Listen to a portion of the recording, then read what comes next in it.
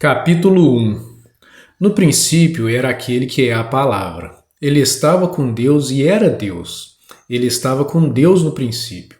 Todas as coisas foram feitas por intermédio dele. Sem ele, nada do que existe teria sido feito. Nele estava a vida, e esta era a luz dos homens. A luz brilha nas trevas, e as trevas não a derrotaram. Surgiu um homem enviado por Deus chamado João. Ele veio como testemunha, para testificar acerca da luz, a fim de que por meio dele todos os homens crescem. Ele próprio não era a luz, mas veio como testemunha da luz. Estava chegando algum da verdadeira luz, que ilumina todos os homens. Aquele que é a palavra estava no mundo, e o mundo foi feito por intermédio dele, mas o mundo não o reconheceu. Veio para o que era seu, mas os seus não o receberam. Contudo, aos que o receberam, aos que creram em seu nome, deu-lhes o direito de se tornarem filhos de Deus, os quais não nasceram por descendência natural, nem pela vontade da carne, nem pela vontade de algum homem, mas nasceram de Deus. Aquele que é a palavra tornou-se carne e viveu entre nós. Vimos a sua glória, glória como do unigênito vindo do Pai, cheio de graça e de verdade. João dá testemunho dele. Ele exclama: Este é aquele de quem eu falei. Aquele que vem depois de mim é superior a mim, porque já existia antes de mim. Todos recebemos da sua plenitude, graça sobre graça. Pois a lei foi dada por intermédio de Moisés. A graça e a verdade vieram por intermédio de Jesus Cristo. Ninguém jamais viu a Deus, mas o Deus unigênito que está junto do Pai o tornou conhecido. Este foi o testemunho de João, quando os judeus de Jerusalém enviaram sacerdotes e levitas para lhe perguntarem quem ele era. Ele confessou e não negou, declarou abertamente: Não sou o Cristo. Perguntaram-lhe: E então, quem é você? É Elias? Ele disse: Não sou. É o profeta? Ele respondeu: Não. Finalmente perguntaram: Quem é você? Dê-nos uma resposta, para que a levemos àqueles que nos enviaram. Que diz você acerca de si próprio? João respondeu com as palavras do profeta Isaías: Eu sou a voz do que clama no deserto. Façam um caminho reto para o Senhor. Alguns fariseus que tinham sido enviados interrogaram-no: Então, por que você batiza, se não é o Cristo, nem Elias, nem o profeta? Respondeu João: Eu batizo com água, mas entre vocês está alguém que vocês não conhecem. Ele é aquele que vem depois de mim, e não sou digno de desamarrar as correias de suas sandálias. Tudo isso aconteceu em Betânia, do outro lado do Jordão, onde João estava batizando. No dia seguinte, João viu Jesus aproximando-se e disse: Vejam, é o Cordeiro de Deus que tira o pecado do mundo. Este é aquele a quem eu me referi quando disse: Vem depois de mim um homem que é superior a mim, porque já existia antes de mim. Eu mesmo não o conhecia, mas por isso é que vim batizando com água, para que ele viesse a ser revelado a Israel. Então João deu o seguinte testemunho: Eu vi o Espírito descer dos céus como pomba e permanecer sobre ele. Eu não o teria reconhecido se aquele que me enviou para batizar com água não me tivesse dito: Aquele sobre quem você vir o Espírito descer e permanecer, esse é o que batiza com o Espírito Santo. Eu vi e testifico que este é o Filho de Deus. No dia seguinte, João estava ali novamente com 2 dos seus discípulos. Quando viu Jesus passando, disse: Vejam, é o Cordeiro de Deus. Ouvindo-o dizer isso, os 2 discípulos seguiram Jesus. Voltando-se e vendo Jesus que os 2 o seguiam, perguntou-lhes: O que vocês querem? Eles disseram: Rabi, que significa mestre, onde estás hospedados? Respondeu ele: Venham e verão. Então foram. Por volta das 4 horas da tarde, viram onde ele estava hospedado e passaram com ele aquele dia. André, irmão de Simão Pedro, era um dos 2 que tinham ouvido o que João dissera e que haviam seguido Jesus. O primeiro que ele encontrou foi Simão, seu irmão, e lhe disse: Achamos o Messias, isto é, o Cristo, e o levou a Jesus. Jesus olhou para ele e disse: Você é Simão, filho de João. Será chamado Cefas, que traduzido é Pedro. No dia seguinte, Jesus decidiu partir para a Galiléia. Quando encontrou Filipe, disse-lhe: Siga-me. Filipe, como André e Pedro, era da cidade de Betsaida. Filipe encontrou Natanael e lhe disse: Achamos aquele sobre quem Moisés escreveu na lei, e a respeito de quem os profetas também escreveram, Jesus de Nazaré, filho de José. Perguntou Natanael: Nazaré? Pode vir alguma coisa boa de lá? Disse Filipe: Venha e veja.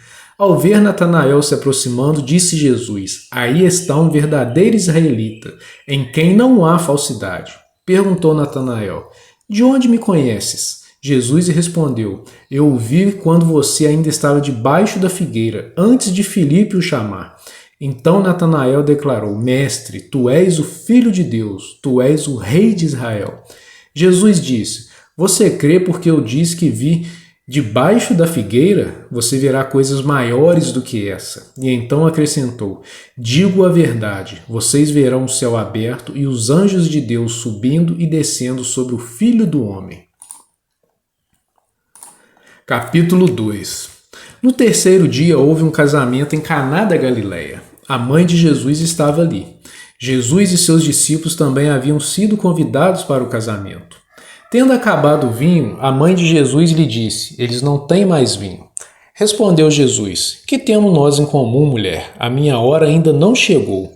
Sua mãe disse aos serviçais: Façam tudo o que ele mandar. Ali perto havia 6 potes de pedra, do tipo usado pelos judeus para as purificações cerimoniais. Em cada pote cabiam entre 80 e 120 litros. Disse Jesus aos serviçais: Encham os potes com águas. E os encheram até a borda. Então lhes disse: Agora levem um pouco ao encarregado da festa. Eles assim fizeram. E o encarregado da festa provou a água que fora transformada em vinho. Sem saber de onde este viera, embora o soubesse os serviçais que haviam tirado a água, então chamou o noivo e disse: Todos servem primeiro o melhor vinho, e depois que os convidados já beberam bastante, o vinho inferior é servido, mas você guardou o melhor até agora. Este sinal milagroso em Caná da Galileia foi o primeiro que Jesus realizou. Revelou assim a sua glória, e os seus discípulos creram nele. Depois disso, ele desceu a Cafarnaum com sua mãe, seus irmãos e seus discípulos. Ali ficaram durante alguns dias. Quando já estava chegando a Páscoa judaica, Jesus subiu a Jerusalém. No pátio do templo viu alguns vendendo bois, ovelhas e pombas, e outros assentados diante de mesas, trocando dinheiro. Então ele fez um chicote de cordas e expulsou todos do templo, bem como as ovelhas e os bois, espalhou as moedas dos cambistas e virou as suas mesas. Aos que vendiam pombas disse: Tirem estas coisas daqui, parem de fazer da casa de meu pai um mercado. Seus discípulos lembraram-se que está escrito: O zelo pela tua casa me consumirá. Então os judeus lhe perguntaram: Que sinal milagroso o Senhor pode mostrar-nos como prova da sua autoridade para fazer tudo isso? Jesus lhes respondeu: Destruam este templo e eu o levantarei em 3 dias. Os judeus responderam: Este templo levou 46 anos para ser edificado, e o Senhor vai levantá-lo em 3 dias? Mas o templo do qual ele falava era o seu corpo. Depois que ressuscitou dos mortos, os seus discípulos lembraram-se do que ele tinha dito. Então creram na Escritura e na palavra que Jesus dissera. Enquanto estava em Jerusalém, na festa da Páscoa, muitos viram os sinais milagrosos que ele estava realizando e creram em seu nome. Mas Jesus não se confiava a eles, pois conhecia a todos. Não precisava que ninguém lhe desse testemunho a respeito do homem, pois ele bem sabia o que havia no homem. Capítulo 3. Havia um fariseu chamado Nicodemos, uma autoridade entre os judeus. Ele veio a Jesus à noite e disse: Mestre, sabemos que ensinas da parte de Deus, pois ninguém pode realizar os sinais milagrosos que estás fazendo, se Deus não estiver com ele. Em resposta, Jesus declarou: Digo a verdade, ninguém pode ver o reino de Deus se não nascer de novo. Perguntou Nicodemos: Como alguém pode nascer sendo velho? É claro que não pode entrar pela segunda vez no ventre de sua mãe e renascer. Respondeu Jesus: Digo a verdade, ninguém pode entrar no reino de Deus se não nascer da água e do Espírito. O que nasce da carne é carne, mas o que nasce do Espírito é Espírito. Não se surpreenda pelo fato de eu ter dito: é necessário que vocês nasçam de novo. O vento sopra onde quer, você o escuta, mas não pode dizer de onde vem, nem para onde vai. Assim acontece com todos os nascidos do Espírito. Perguntou Nicodemos: como pode ser isso? Disse Jesus: você é mestre em Israel e não entende essas coisas? Asseguro que nós falamos do que conhecemos e testemunhamos do que vimos, mas mesmo assim vocês não aceitam o nosso testemunho. Eu falei de coisas terrenas e vocês não creram. Como crerão se falar de coisas celestiais? Ninguém jamais subiu ao céu a não ser aquele que veio do céu, o Filho do Homem. Da mesma forma como Moisés levantou a serpente no deserto, assim também é necessário que o Filho do Homem seja levantado, para que todo que nele crer tenha a vida eterna. Porque Deus tanto amou o mundo que deu seu Filho unigênito, para que todo que nele crer não pereça, mas tenha a vida eterna. Pois Deus enviou seu Filho ao mundo não para condenar o mundo, mas para que este fosse salvo por meio dele. Quem nele crer não é condenado, mas quem não crê já está condenado, por não crer no nome do Filho unigênito de Deus. Este é o julgamento. A luz veio ao mundo, mas os homens amaram as trevas, e não a luz, porque as suas obras eram más. Quem pratica o mal odeia a luz e não se aproxima da luz, temendo que as suas obras sejam manifestas. Mas quem pratica a verdade vem para a luz, para que se veja claramente que as suas obras são realizadas por intermédio de Deus. Depois disso, Jesus foi com seus discípulos para a terra da Judéia, onde passou algum tempo com eles e batizava. João também estava batizando em Enom, perto de Salim, porque havia ali muitas águas, e o povo vinha para ser batizado. Isto se deu antes de João ser preso. Surgiu uma discussão entre alguns discípulos de João e um certo judeu a respeito da purificação cerimonial. Eles se dirigiram a João e lhe disseram: Mestre, aquele homem que estava contigo no outro lado do Jordão, do qual testemunhastes, está batizando, e todos estão se dirigindo a ele. A isso João respondeu: uma pessoa só pode receber o que lhe é dado dos céus. Vocês mesmos são testemunhas de que eu disse: eu não sou o Cristo, mas sou aquele que foi enviado adiante dele. A noiva pertence ao noivo. O amigo que presta serviço ao noivo e o que o atende e o ouve, enche-se de alegria quando ouve a voz do noivo. Esta é a minha alegria, que agora se completa. É necessário que ele cresça e que eu diminua. Aquele que vem do alto está acima de todos. Aquele que é da terra pertence à terra e fala como quem é da terra. Aquele que vem dos céus está acima de todos. Ele testifica o que tem visto e ouvido, mas ninguém aceita o seu testemunho. Aquele que o aceita confirma que Deus é verdadeiro, pois aquele que Deus enviou fala as palavras de Deus, porque ele dá o Espírito sem limitações. O Pai ama o Filho e entregou tudo em suas mãos. Quem crê no Filho tem a vida eterna. Já quem rejeita o Filho não terá a vida, mas a ira de Deus permanece sobre ele. Capítulo 4. Os fariseus ouviram falar que Jesus estava fazendo e batizando mais discípulos do que João, embora não fosse Jesus quem batizasse, mas os seus discípulos. Quando o Senhor ficou sabendo disso, saiu da Judéia e voltou uma vez mais a Galiléia. Era-lhe necessário passar por Samaria. Assim, chegou a uma cidade de Samaria chamada Sicar, perto das terras que Jacó dera a seu filho José. Havia ali o poço de Jacó. Jesus, cansado da viagem, sentou-se à beira do poço. Isso se deu por volta do meio-dia. Nisso veio uma mulher samaritana tirar água. Disse-lhe Jesus: dê-me um pouco de água. Os seus discípulos tinham ido à cidade comprar comida. A mulher samaritana lhe perguntou: como o Senhor, sendo judeu, pede a mim, uma samaritana, água para beber? Pois os judeus não se dão bem com os samaritanos. Jesus lhes respondeu: se você conhecesse o dom de Deus e quem está pedindo água, você lhe teria pedido e dele receberia água viva. Disse a mulher: o Senhor não tem com o que tirar água, e o poço é fundo. Onde pode conseguir essa água viva? Acaso o Senhor é maior do que o nosso pai Jacó, que nos deu o poço do qual ele mesmo bebeu, bem como seus filhos e seu gado? Jesus respondeu: quem beber desta água terá sede outra vez, mas quem beber da água que eu lhe der nunca mais terá sede. Ao contrário, a água que eu lhe der se tornará nele uma fonte de água a jorrar para a vida eterna.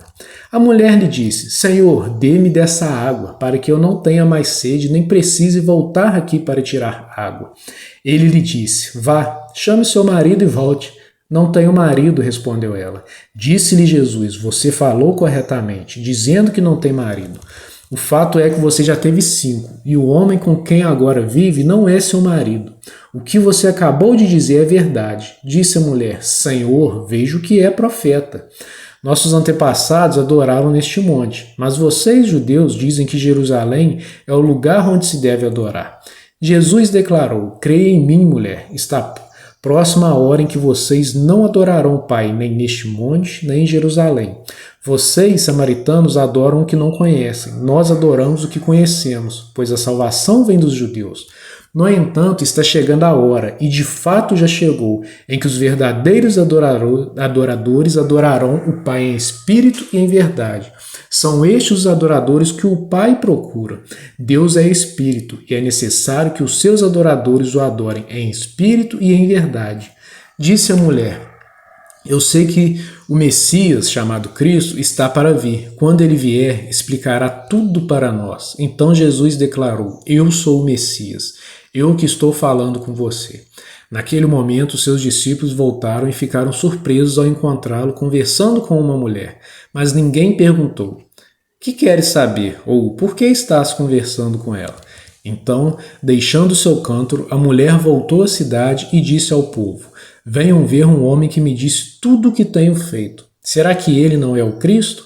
Então saíram da cidade e foram para onde ele estava. Enquanto isso, os discípulos insistiam com ele: Mestre, come alguma coisa. Mas ele lhes disse: Tenho algo para comer que vocês não conhecem. Então seus discípulos disseram uns aos outros: Será que alguém lhe trouxe comida? Disse Jesus: A minha comida é fazer a vontade daquele que me enviou e concluir a sua obra.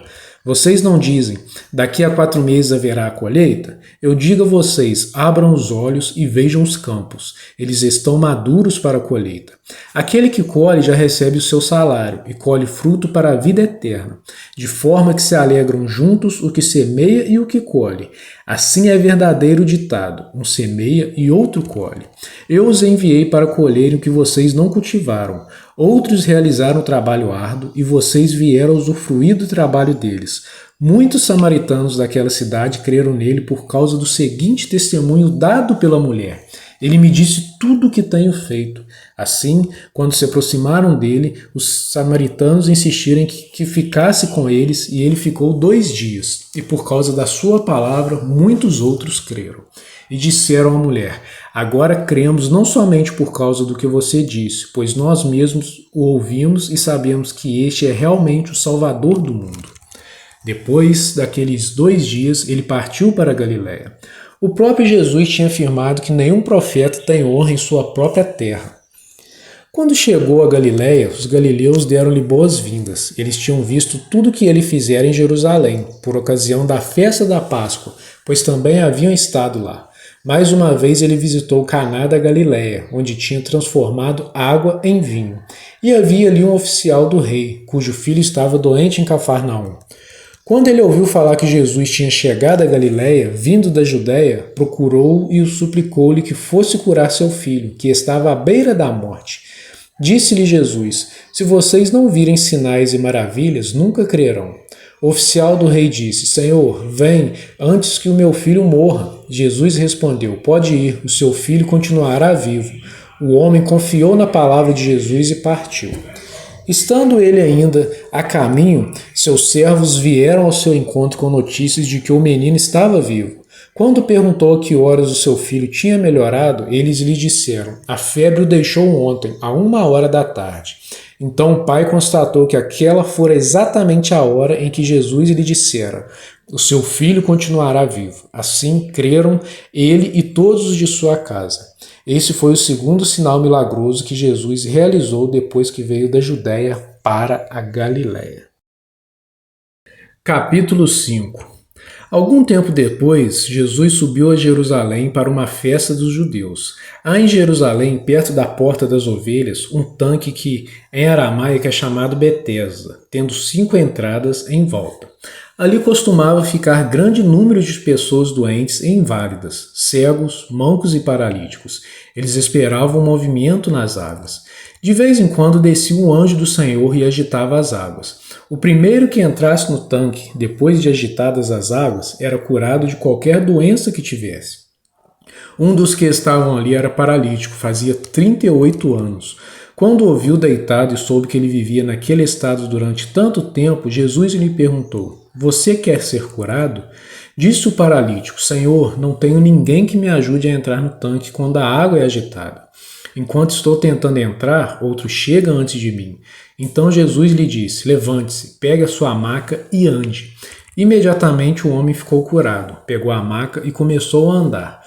Isso aconteceu num sábado, e por essa razão os judeus disseram ao homem que havia sido curado: Hoje é sábado, não é permitido a você carregar a maca.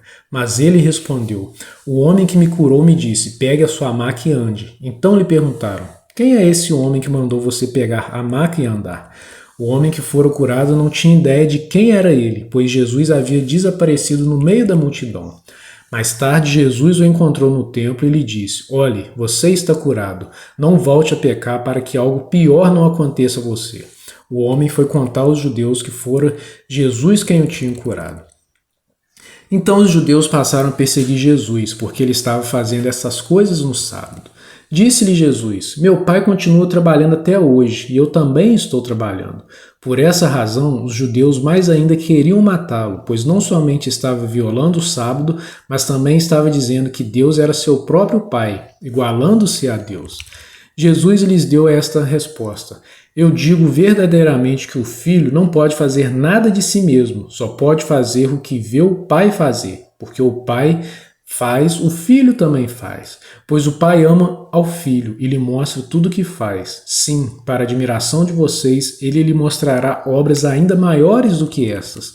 Pois da mesma forma que o pai ressuscita os mortos e lhes dá vida, o filho também dá vida a quem ele quer. Além disso, o pai a ninguém julga, mas confiou todo o julgamento ao filho, para que todos honrem o filho como honram o pai. Aquele que não honra o filho também não honra o pai que o enviou. Eu asseguro, quem ouve a minha palavra e crê naquele que me enviou tem a vida eterna, e não será condenado, mas já passou da morte para a vida. Eu afirmo que está chegando a hora, e já chegou, em que os mortos ouvirão a voz do Filho de Deus, e aqueles que a ouvirem viverão. Pois da mesma forma como o Pai tem vida em si mesmo, ele concedeu ao Filho ter vida em si mesmo, e deu-lhe autoridade para o julgar, porque é o Filho do homem. Não fiquem admirados com isto, pois está chegando a hora em que todos os que estiverem nos túmulos ouvirão a sua voz, e sairão. Os que fizeram bem ressuscitarão para a vida, e os que fizeram mal ressuscitarão para serem condenados. Por mim mesmo, nada posso fazer, eu julgo apenas conforme ouço, e o meu julgamento é justo, pois não procuro agradar a mim mesmo, mas àquele que me enviou. Se testifico acerca de mim mesmo, o meu testemunho não é válido. Há outro que testemunha em meu favor, e sei que o seu testemunho a meu respeito é válido. Vocês enviaram representantes a João, e ele testemunhou da verdade. Não que eu busque testemunho humano, mas menciono isso para que vocês sejam salvos. João era uma candeia que queimava e irradiava luz, e durante certo tempo vocês quiseram alegrar-se com a sua luz. Eu tenho um testemunho maior que o de João, a própria obra que o Pai me deu para concluir, e que estou realizando, testemunho que o Pai me enviou. E o Pai que me enviou, ele mesmo testemunhou a meu respeito. Vocês nunca ouviram a sua voz, nem viram a sua forma, nem a sua palavra habita em vocês, pois não creem naquele que ele enviou. Vocês estudam cuidadosamente as Escrituras, porque pensam que nelas vocês têm a vida eterna, e são as Escrituras que testemunham a meu respeito. Contudo, vocês não querem vir a mim para terem vida. Eu não aceito glória dos homens, mas conheço vocês. Sei que vocês não têm o amor de Deus. Eu vim em nome do meu Pai. Vocês não me aceitaram. Mas se outro vier em seu próprio nome, vocês o aceitarão. Como vocês podem crer se aceitam glória um dos outros, mas não procuram a glória que vem do Deus único? Contudo, não pensem que eu os acusarei perante o Pai. Quem os acusa é Moisés, em quem estão as suas esperanças. Se vocês crescem em Moisés, creriam em mim, pois ele escreveu a meu respeito. Visto, porém, que não creem no que ele escreveu, como crerão no que eu digo?